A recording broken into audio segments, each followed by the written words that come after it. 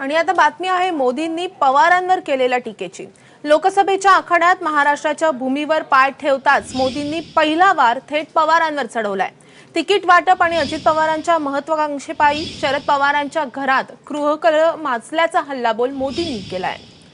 वर्ध्यातल्या सभेमध्ये मोदी बोलत होते।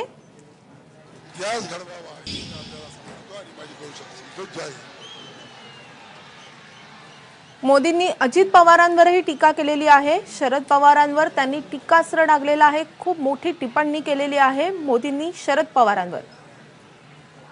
आपले लाडके पंतप्रधान मोदी या सभेमध्ये नेमकं काय म्हटलंय पाहूयात। ये हमारे शरद पवार, ये पवार साहब देश के सबसे वरिष्ठ और अनुभवी नेताओं में से एक रहे हैं और उनके विषय में कहा जाता है कि वो कोई भी काम बिना सोचे विचारे कभी नहीं करते हैं। एक समय था जब वो सोचते थे कि वो भी प्रधानमंत्री बन सकते हैं।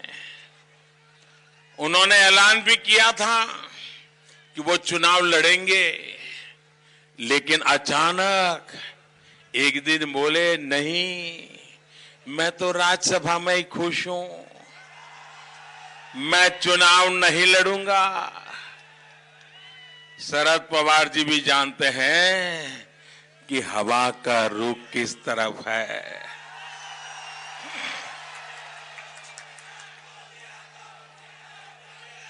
इस बार देश की जनता ने अच्छों को मैदान छोड़ करके भगाया है।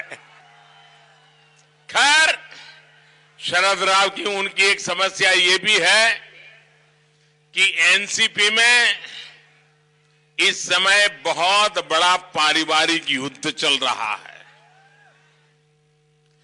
पार्टी उनके हाथ से निकलती जा रही है और स्थिति ये है कि पवार साहब के भतीजे धीरे धीरे पार्टी पर कब्जा करने के लिए सोगटी बिछा रहे हैं।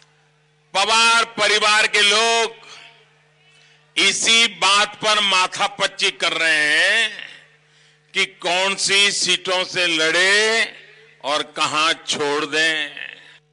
मत भूलिए, जब मावल के किसान अपने अधिकार के लिए लड़ रहे थे तो पवार परिवार ने उन पर गोली चलाने के आदेश दिए थे। साथियों, खुद एक किसान होने के बावजूद शरद पवार किसानों को भूल गए, उनकी चिंताओं को भूल गए। उनके कार्यकाल में ही कितने ही किसानों को खुदकुशी के लिए मजबूर होना पड़ा, लेकिन पवार साहब ने कोई परवाह नहीं की। उनका ध्यान किसानों की स्थिति पर ही नहीं था। अब आज पवार साहब को लोगों ने ही बोल्ड कर दिया है। उनके झूठे वायदों की पोल खुल चुकी है और वो खुद भतीजे के हाथों हिट विकेट हो चुके हैं। बोलिए, जब महाराष्ट्र का किसान अजीत पवार से बांधों में पानी के बारे में सवाल करने गया था तो उन्हें क्या जवाब मिला था? याद है ना? क्या कहा था? यहां से मैं दोहरा सकता हूं, कोई फिर से बोल भी सकता है। ऐसी भाषा